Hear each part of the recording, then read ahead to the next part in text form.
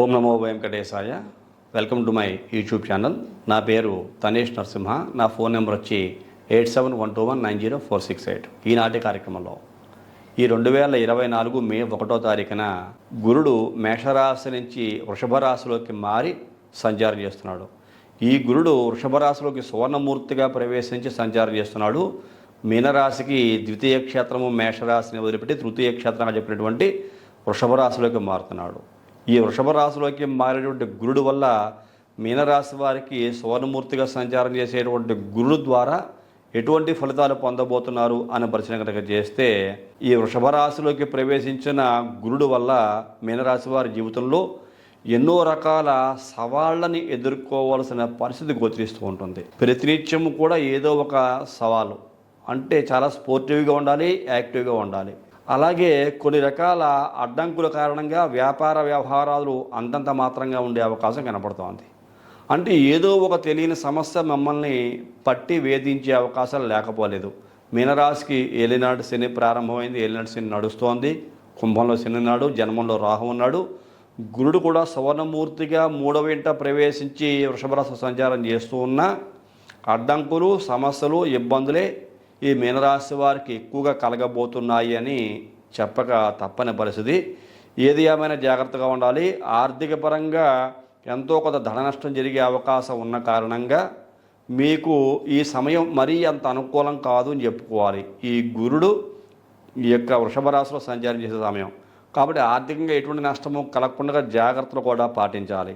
ఉద్యోగస్తులకి పై అధికారులతోనూ, అలాగే ప్రైవేట్ రంగ సంస్థల ఉద్యోగస్తులకి వారి యజమానుల నుండి అనేక రకాల సమస్యలు అధిగమించవలసిన పరిస్థితులు గోచరిస్తూ ఉన్నాయి. అంటే గ్రహస్థితి అదే రకంగా ఉన్న కారణం చేత ఇలా చెప్పాల్సి వస్తుంది.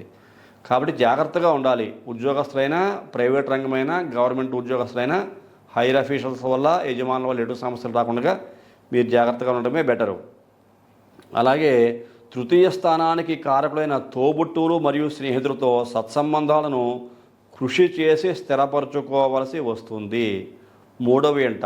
ఎందుకంటే ఈ గురుడికి మిత్రక్షేత్రమే, గురుడికి ఏది శత్రుక్షేత్రం అయితే ఉండదు. కానీ శుక్రుడికి ఈ గురుని యొక్క రాక కొంచెం ఇబ్బందికరంగా ఉంటుంది. అందులోకి 3వ స్థానం తృతీయ క్షేత్రాధిపత్యం వచ్చిన కారణం చేత ఇక్కడ సువర్ణమూర్తిగా ప్రవేశించిన ఇక్కడ అన్నదమ్ములు, అక్కచెల్లెళ్ళతోటి రిలేషన్స్ కాపాడుకునే ప్రయత్నం చేయాలి. వాళ్ళతో ఎప్పుడు ఎక్కడా కూడా అగ్రెసివ్గా బిహేవ్ చేయకుండా ఉంటే బెటరు అనేటువంటి పరిస్థితి గోచరిస్తూ ఉన్నది.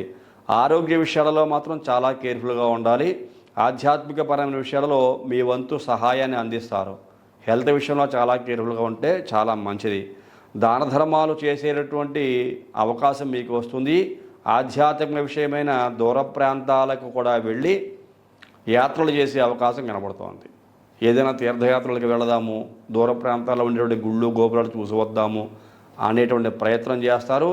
అవి సక్సెస్ఫుల్గా ముందుకెళ్ళే అవకాశం కనపడుతోంది అని చెప్పుకోవచ్చు.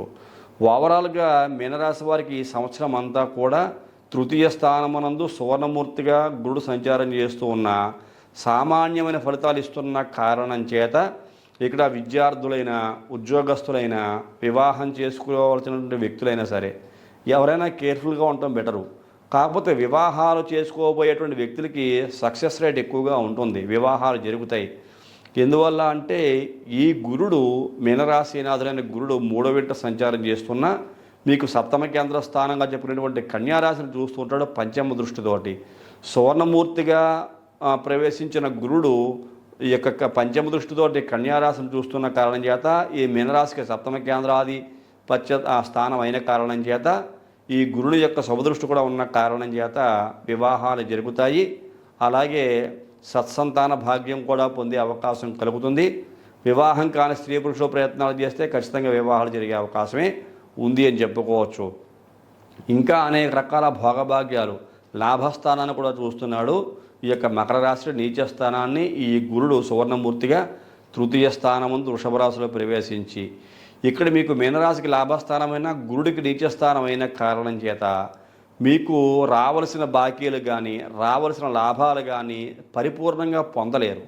ఎక్కడైనా మీరు కష్టపడ్డారు, ఒక 1000 రూపాయలు రావాలి అనుకుంటే మీకు అందులో ఎంతో కొంత తగ్గుతుంది. ఒక 300, 200 ఖచ్చితంగా తగ్గి 600, 700, 800 చేతికి అందుతాయి. ఎంతో కొంత అడ్జస్ట్ అవ్వక తప్పదు. తర్వాత అగ్రెసివ్గా కూడా బిహేవ్ చేయకూడదు, ఆ డబ్బులు చేతికి అందలేదు అని. ఎందువల్లంటే దైవం అనుకూలంగా లేకపోతే సమస్యలు అనేవి ఖచ్చితంగా ఏ వ్యక్తి అయినా ఫేస్ చేయాలి, తప్పదు. దైవబలం అనుకూలంగా ఉన్న ప్రతి ఒక్క వ్యక్తి భవిష్యత్తు బాగుంటుంది. దైవబలం అనుకూలంగా లేకపోతే సమస్యలు ఫేస్ చేయవలసిన పరిస్థితి ప్రతి ఒక్కరికి ఉంటుంది.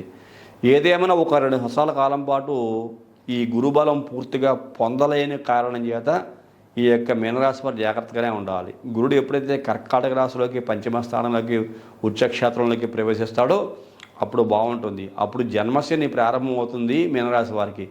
జన్మశని ఉన్నప్పటికీ కూడా కర్కాటక రాశి యందు ఉచ్చక్షేత్ర గతుడై ఈ యొక్క గురుడు సంచరిస్తూ మీ యొక్క మీనరాశిని జన్మాన్ని కూడా చూస్తాడు. అప్పుడు భాగ్య దృష్టితోటి 9 దృష్టితోటి. దానివల్ల పరిస్థితులు ఆ సంవత్సరం చాలా బాగా ఉంటాయి. అది దగ్గరగా ఇంకా మీకు 3 సంవత్సరాల కాలం ఉన్నది. కాబట్టి ఈ మిగిలిన 2 ఏళ్ల కాలం పాటు చాలా జాగ్రత్తగా ఉండాలి. అంటే 24, 25, 25, 26 జాగ్రత్తగా ఉండాలి. 26, 27లో కొద్దిగా పరిస్థితులు ఈ గురువు బలం వలన అనుకూలంగా ఉండేటువంటి అంశాలు జన్మశని ఉన్నప్పటికీ కూడా మీనరాశి వారు పొందుతూ ఉంటారు. కాబట్టి అంతవరకు జాగ్రత్తగా ఉండండి. ప్రతి విషయంలో కేర్ఫుల్గా ఉండండి. పిల్లల యొక్క ఆరోగ్య విషయంలో కానీ, కుటుంబ విషయంలో కానీ, బంధువర్గంతో కానీ, అన్నదమ్ములు అక్కచెల్లెలతో కానీ, స్నేహితులతో కానీ జాగ్రత్తగా ఉండండి. ఉద్యోగస్తులు దూర ప్రాంతాలకు వెళ్ళే పరిస్థితులు వస్తున్న కారణం చేత మీరు ఎక్కడ డిసప్పాయింట్ అవ్వద్దు. ఎందుకంటే తర్వాత మళ్ళీ మీకు మంచి రోజులు వచ్చే సందర్భంలో మంచి ప్రాంతాలకు బదిలీ అవుతారు. ఇప్పుడు కష్టపడాల్సిన సమయం కాబట్టి మెంటల్గా డిసైడ్ అవ్వండి. నేను కొద్దిగా హార్డ్ వర్క్ చేయాలి, నేను హార్డ్ వర్క్ చేస్తే ఏదైనా సాధించగలను, అలాగే దైవబలం కూడా నాకు తోడుగా ఉండాలి అని చెప్పేసి భగవంతుని యొక్క ఆరాధన చేయటం వల్ల ఈ సమస్యలకి చెక్ పెట్టి మంచి భవిష్యత్తును పొందేటువంటి అవకాశము ఈ మీనరాశి వారికి ఉంటుంది సుమని చెప్పని ఈ సందర్భంగా మీకు మరి తెలియజేస్తున్నాను. ఇటువంటి సందర్భాల్లో మీ పర్సనల్ హారోస్కోప్ కూడా అనాలిసిస్ చేయించుకోండి. మీ వ్యక్తిగత జాతక పరిశీలన చేయించుకుని దానికి తగిన దోషాలు ఏమైనా తెలియజేస్తే ఆ దోష పరిహారం కూడా చేయించుకుని మంచి భవిష్యత్తు పొందవస్తుందని మీకు మరి తెలియజేస్తున్నాను.